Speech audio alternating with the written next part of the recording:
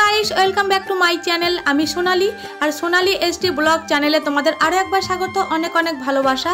তো আমি আবার এসে গেছি তোমাদের সামনে কঙ্কালীতলা মন্দিরের পার্ট 2 ভিডিও নিয়ে। পার্ট 1 ভিডিও তো আমি অবশ্যই আপলোড করেছি, তোমরা দেখে নিও যারা দেখোনি পার্ট 1 ভিডিও।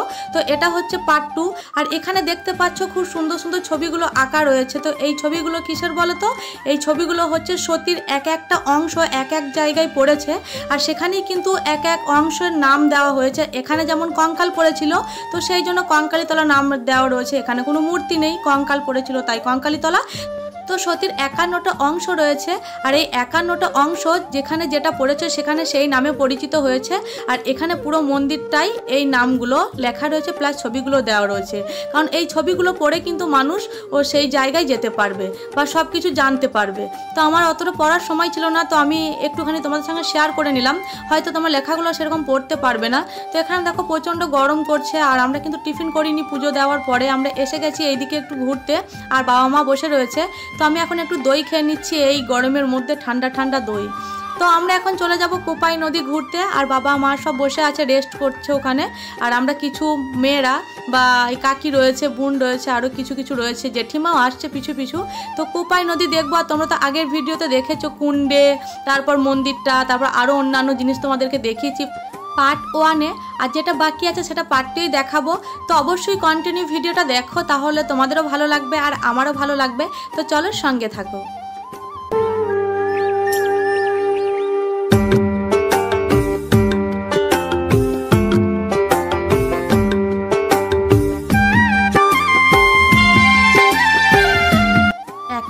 এসে গেছি কোপাই নদীতে। তো কত উঁচু দেখো সিঁড়িটা, আর খুব সুন্দর দেখতে, ভালো লাগছে। এখানে কিন্তু অনেকজন শর্ট ভিডিও বানাচ্ছে, প্লাস অনেকজন মানে রিলস বানাচ্ছে, যার যেটা ইচ্ছে হচ্ছে বানাচ্ছে। আর এখানে দেখো কোপাই নদীতে কিন্তু অনেকজন স্নান করছে, প্লাস পুজো করছে। এখানে পুজোর জায়গাও রয়েছে। তো এখানে নদীটাও খুব সুন্দর। আর আমি কিন্তু কখনই এখানে এসে স্নান করিনি, কারণ যেহেতু আমার বাড়িটা কাছেই, তো আমি বাড়ি থেকেই স্নান করে আসি। আর এখানে কিন্তু এই নদীর তীরে কিন্তু বসে থাকতে খুব ভালো লাগে, মানে বিকালের দিকটা। তো এখানে বিকালের দিকটা ঘুরতে অনেক ভালো লাগে, কিন্তু আমি কখনো বিকাল অবধি থাকিনি, কারণ আমি সকালের মধ্যেই এসেছি, বাড়ি ফিরে গেছি। আর যখন বোলপুরে থাকতাম তখন হয়তো মাঝে মাঝে আসতাম এখানে ঘুরতে। তো বেশ ভালো লাগতো জায়গাটা, আর এমনি তো জায়গাটা ভালোই লাগছে। তো দেখো যারা দূর দূরান্ত থেকে আসে তারাও স্নান করে, বা যারা কাছে পিঠে আসে তারা স্নান করে কিনা আমার জানা নেই। তো চলো দেখো।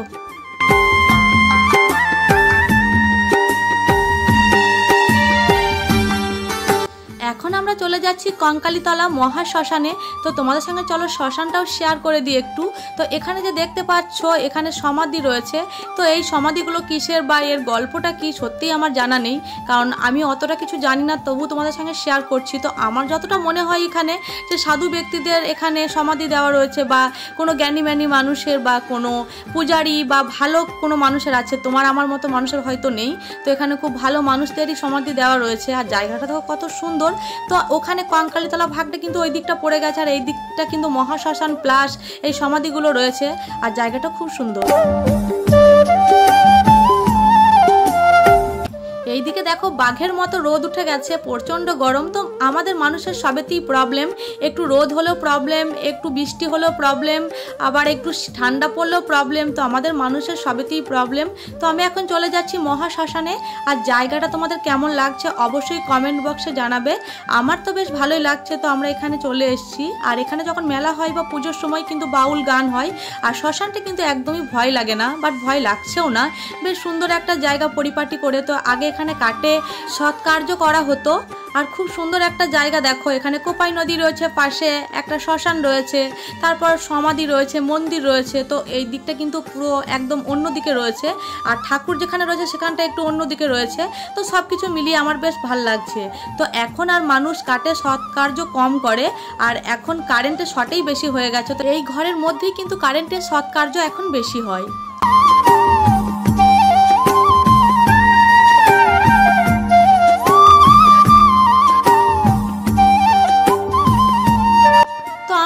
ঘোরাঘুরি করলাম, যেমন কোপাই নদী, মহাশ্মশান দেখতে দেখতেই কিন্তু ভাই ফোন করেছে যে তোমাদের আর ঘুরতে হবে না, এখানে খাবার খেতে এসো। তো এখানে ডাকাডাকি করছে, তো সেই জন্য আমরাও এখানে এসে গেলাম খাবার খেতে। আর খাবার খেয়েই কিন্তু আমরা বাড়ির দিকে রওনা দেব। তো এখন বেজে গেছে দুপুর 1টা, আর এখানে খাওয়াতে বসিয়ে দিয়েছে। এখানে দেখো অনেক রকমের আইটেম রয়েছে, অনেক রকমের রান্না করা রয়েছে। তো যেহেতু আমি এখন ভালো মতো দেখিনি তাই বলতে পারবো না, খাবার সময় বলে দেবো আজকে দুপুরের মেনুটা কি, মানে মায়ের ভোগের প্রসাদের মেনুটা কি সেটা বলে দেবো। আর এখানে দেখো অনেকটা জায়গা জুড়ে, এরিয়া জুড়ে মানুষজন বসেছে। আর এখানটা কিন্তু ঠান্ডা রয়েছে, পাখা চলছে ওপরে, তো সেই জন্য আগে কিন্তু এখানে অনেক গাছ ছিল, প্রচুর গাছ ছিল। তখন কিন্তু এতটা পরিপাটি সুন্দরভাবে ছিল না, কিন্তু গাছ ছিল আর মাটি ছিল। তো তখন কিন্তু কোনো গরমই লাগতো না, খুব ঠান্ডা লাগতো, কারণ গাছের ছাওয়া আর গাছের হাওয়া তো কোনো কথাই নেই, এসিকেও হার মানিয়ে দেয়। গাছের নিচে বসলে খুব ভাল লাগে। তো এখন যেহেতু গাছটা একটু কম রয়েছে, গাছের নিচে বসলে হয়তো গরম করছে না অতটা, একটু হাওয়া লাগছে ঠান্ডা ঠান্ডা। কিন্তু যদি এই পাকার মধ্যে থাকা হয়, পাকা বাড়ির মধ্যে, তাহলে তো একটু গরম করবেই। আর এত রোদ, মানে পুরো বাড়ি তেতে যাচ্ছে, মানে গরম হয়ে যাচ্ছে, রাস্তাঘাট সব এত গরম, এত রোদ। আর আমার অবস্থাটা দেখো, মুখের চোখের কি অবস্থা হয়ে গেছে এই গরমের ঠেলায়, মানে ঘেমে এত ঘামছি, মানে বলার কথা নয়। তো আজকে দুপুরে মায়ের ভোগের মেনুটা হচ্ছে, প্রথমেই দিয়েছে মায়ের ভোগ পোলাও, তারপর দিয়েছে সাদা ভাত, তারপর মুগের ডাল, তারপর আলু পটল সয়াবিন একটা তরকারি, তারপর কুমড়ো আলু ডাঁটা দিয়ে একটা তরকারি, তারপর কুমড়ো আলুর একটা টক মানে ঝোলঝোল করে, তারপর দিয়েছে মিষ্টি, তারপর সবার শেষ যেটা দিয়েছে সেটা হলো পায়েস। তো মায়ের ভোগ এটাই ছিল আজকে দুপুরের মেনু। তো বেশ ভাল লেগেছে, কারণ মায়ের ভোগ তো কখনো সেইভাবে খাওয়া হয়নি। একবার খেয়েছিলাম খিচুড়ি, সেই পুজোর সময় যখন এসেছিলাম তখন খেয়েছিলাম, তারপরে কিন্তু আর কখনো খাওয়া হয়নি। মায়ের ভোগ তো সবসময় কপালে জুটে না। এখানে প্রত্যেক দিন রান্না হয় কিনা সেটাও আমার জানা নেই।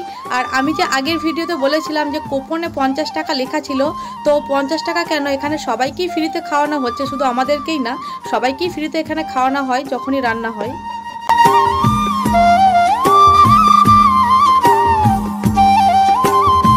সবার শেষে এসে গেছি এমন একটা জায়গা যেখানে মন প্রাণ সব জুড়িয়ে যাবে, কারণ এখানে একটা দিন অনেক বাগান ছিল, অনেক ভালো লাগতো। তো এখনও কিছু কিছু গাছ রয়ে গেছে, আর গাছের নিচেতে বসে থাকলে সেই ভালো লাগে, মনের শান্তি চলে আসে। শান্তিনিকেতন মানেই কিন্তু শান্তির জায়গা আমার মনে হয়, কারণ শান্তিনিকেতন গিয়ে আমি তো চুপচাপ একা কোথাও বসে থাকি গাছের নিচে, তো সেই ভালো লাগে। আর এদিকে দেখো পুরো গরমে ঘেমে গেছি, তো এখানে কিছুক্ষণ বসবো, আর ওই দিক সেই দিক করে একটু ঘুরবো, তারপরে একটু আড্ডা দেবো এখানে, তারপরে কিন্তু বাড়ি ফিরবো। তো আর কোথাও ঘুরবো না ভেবেছি, খাওয়া হয়ে গেছে দুপুরে যেহেতু আমাদের, না হলে কিন্তু আমাদের হোটেলে খেতে হতো বা বাড়িতে রান্না করে খেতে গেলে একটু লেট হয়ে যেত। তো আমরা মায়ের ভোগটা খেয়ে নিয়েছি, সেই জন্য আর আমাদের তাড়াতাড়ি নেই বাড়ি ফেরার, অতটা একটু দেরি করেই যাব। তো এখানে দেখো কোকিলের কুহু কুহু ডাক আমার সেই ভালো লাগছে, আর বাউল গান।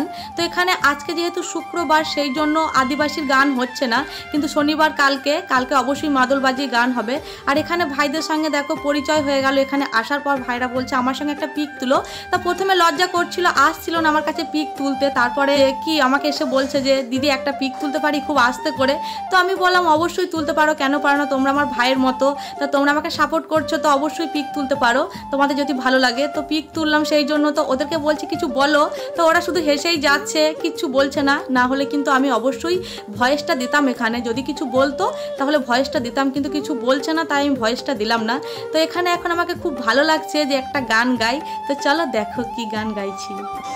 মনকে আমার যত চাই যে বুঝাইতে, মন আমার চাই রঙের ঘোড়া দৌড়াইতে, পাগল মন রে মন কেন এত কথা বলে, ও পাগল মন রে মন কেন এত কথা বলে, আমি বাকে আমার মনটা বাকে, আজও পারলাম না আমার মনকে চিনিতে, আমি বাকে আমার মনটা বাকে, আজও পারলাম না আমার মনকে চিনিতে, পাগল মন রে।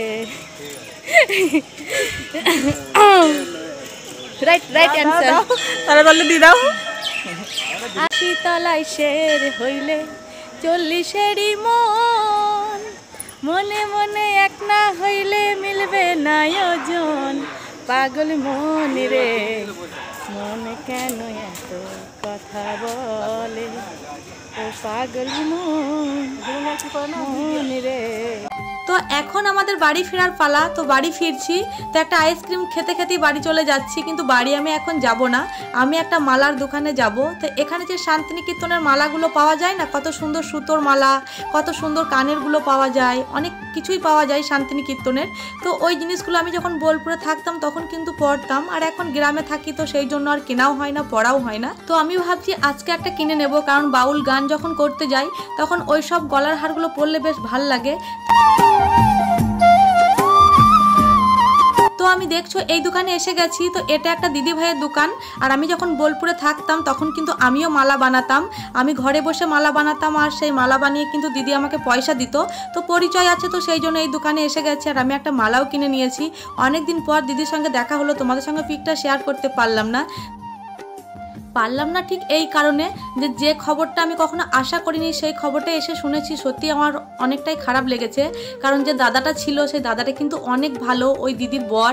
তো সেই দিদির বরটা কিন্তু আজকে 7 মাস হয়েছে মারা গেছে। আমি সত্যি এই খবরটা শোনার জন্য প্রস্তুত ছিলাম না, কারণ মানুষটা অনেক ভালো ছিল, সত্যিই অনেকটা ভালো ছিল।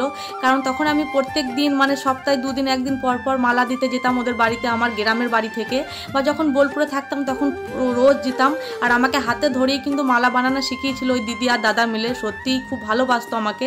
আর এইভাবে খবরটা শুনলাম, এখন যেহেতু যোগাযোগ নেই অনেক দিন পর, তাই খবরটা শুনে খুব খারাপ লাগলো। তো এই মালাটা কিনেছি, তো এই মালাটা পরতে গেলে এখন পরা হবে কি করে, কারণ এই গাড়িটা এমনভাবে চলছে যে মালাটা পরতে পারলাম না।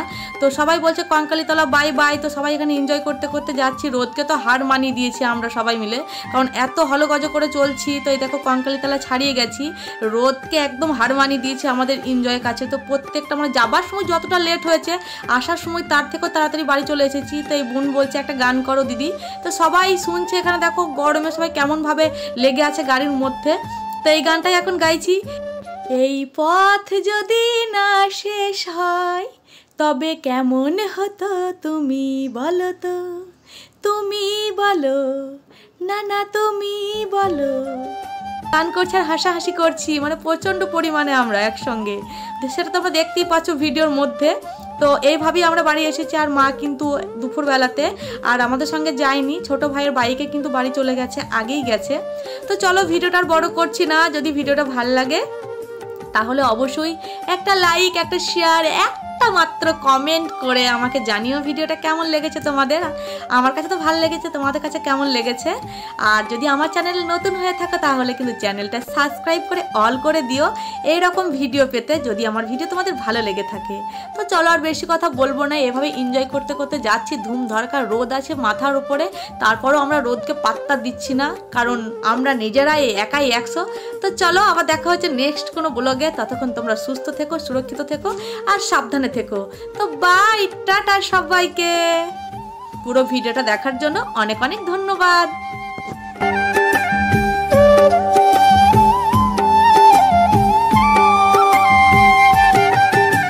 এই ভিডিও থেকে এখন আমি চলে